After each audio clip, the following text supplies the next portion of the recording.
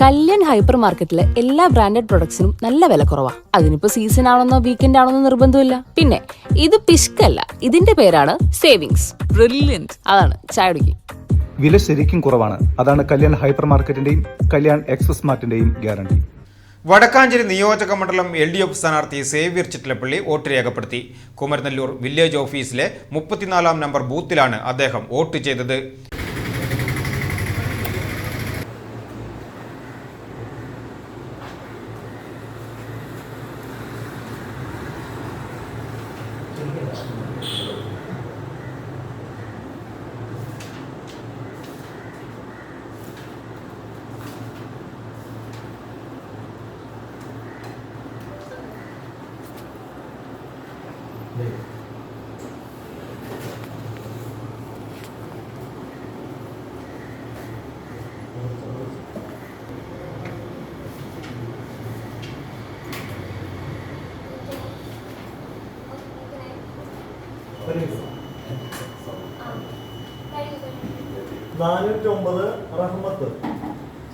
കേരളത്തിൽ ഇടതുപക്ഷ സർക്കാർ വീണ്ടും അധികാരത്തിൽ വരുമെന്നും അദ്ദേഹം ആത്മവിശ്വാസം പ്രകടിപ്പിച്ചു.